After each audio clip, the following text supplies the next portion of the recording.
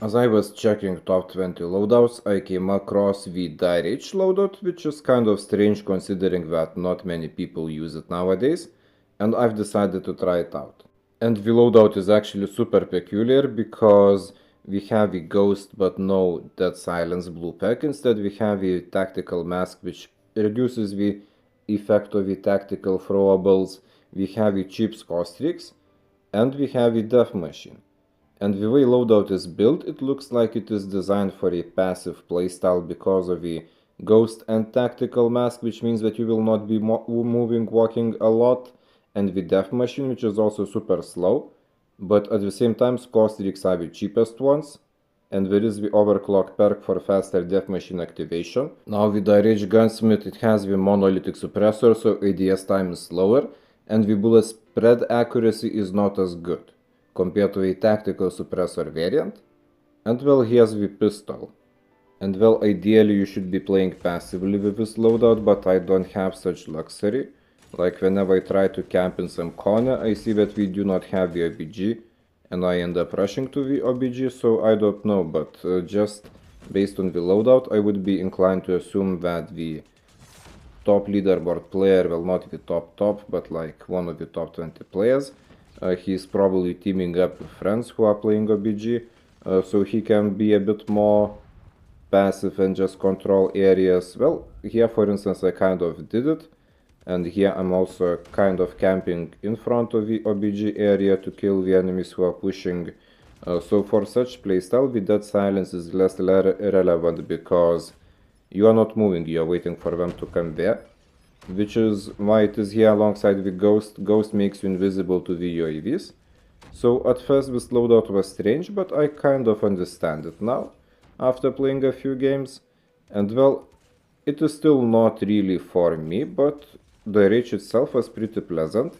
And it is not a bad loadout to try out. Also it is quite interesting because it gives a chance to understand the player better.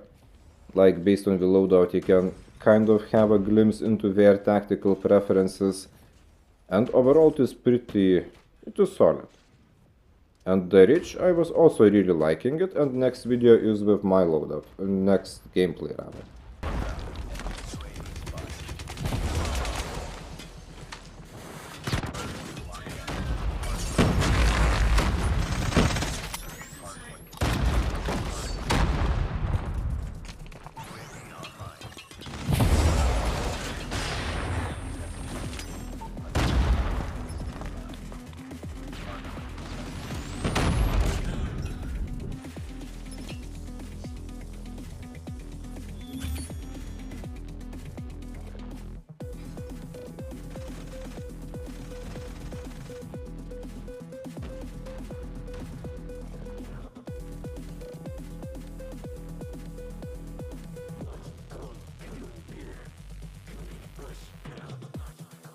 Now I'm also using the ghost, but I'm pairing it with the dead silence. I have a flak jacket instead of overclock to be protected from explosives and burning effects. And instead of lightweight I'm having skulker for better strafing, which is basically shooting while I'm moving to sides, and overall movement. And then since I have more protection, I have more expensive score streaks.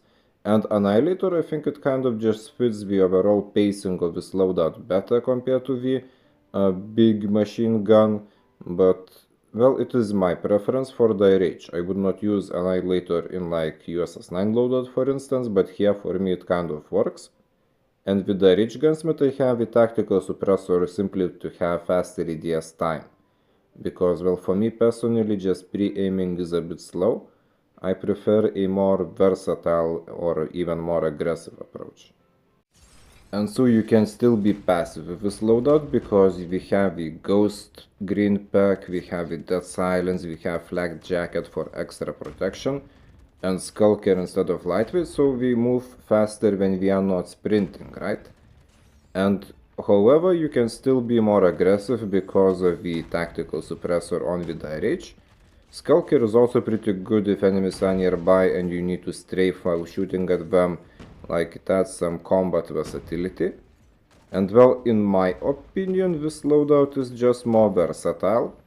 And you can be playing OBG, also holding lanes. Like, the main things that you lose is the big machine gun and also the monolithic suppressor on the DrH.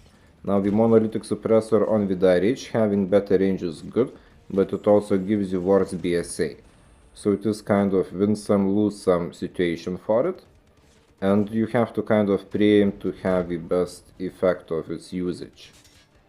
And well, I personally prefer my loadout, but previous one was also really fun and interesting to try out at least, because it is kind of about the same weapon. There are similarities, but it is also very different.